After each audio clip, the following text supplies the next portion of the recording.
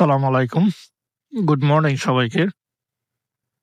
আজকে প্রায় অনেকদিন পর রাইড নিয়ে বের হলাম। অনেকদিন পর বলতে এখন আসলে রেগুলার বের হওয়া হয় না। কারণ শীতের সিজন চলে আসাতে সকাল টাইমে আসলে ওই রাইড নিয়ে একটু কম বের হই।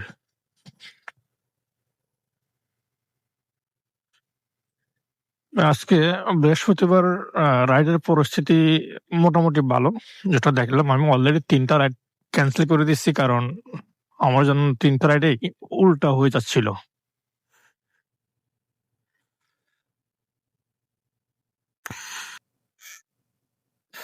আসসালামু আলাইকুম।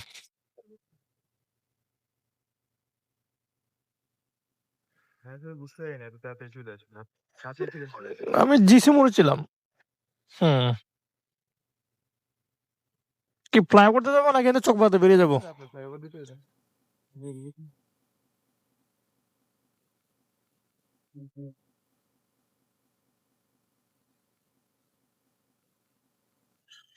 এখন রাস্তা ফ্রি আছে, আমি চকবাতে বেরিয়ে যাই।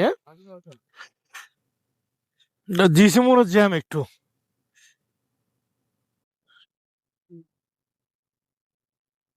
তো সকাল থেকে মূলত আমার টোটাল ৪টা রিকোয়েস্ট ঢুকে আমার এতে অনলাইনে।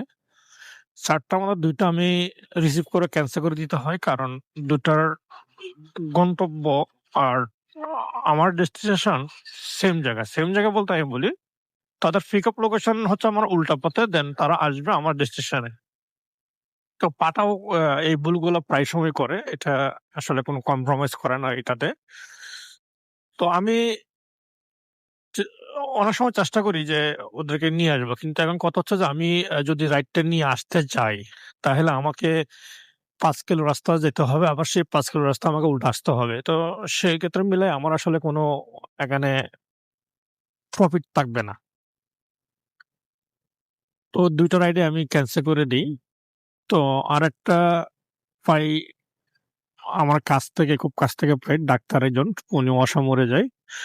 এটা অবশ্য আমি ভিডিও রেকর্ড করি নাই। কারণ উনাকে আমি আরো বেশ কয়েকবার নিয়ে গেছি। উনি এটা পছন্দ করেন না। এই কারণে। তো এখন একজন নিলাম যে চন্ময় ত্রিপুরায় বাইকে। উনি মেহেরিবাগ থেকে রাস্তায় মাথা বন্ধ আসতেছে। দেন উনাকে ড্রপ করার পর হয়তোবা এখান থেকে আমার খালি যেতে হতে পারে। আর না হয়তো আ আমাকে একটু ওয়েট করে একটা অফলাইনে নিয়ে যেতে হবে। যদিও আমি অফলাইন রাইড শেয়ার করি না। বাট এখন আর নয়তো আমাকে পুরা করতে হবে। ৳১৩০ ভাইয়া।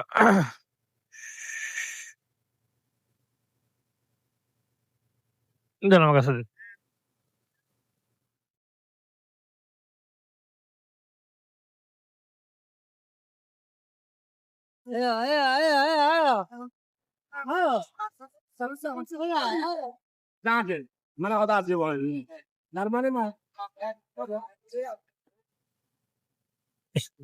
Thank you.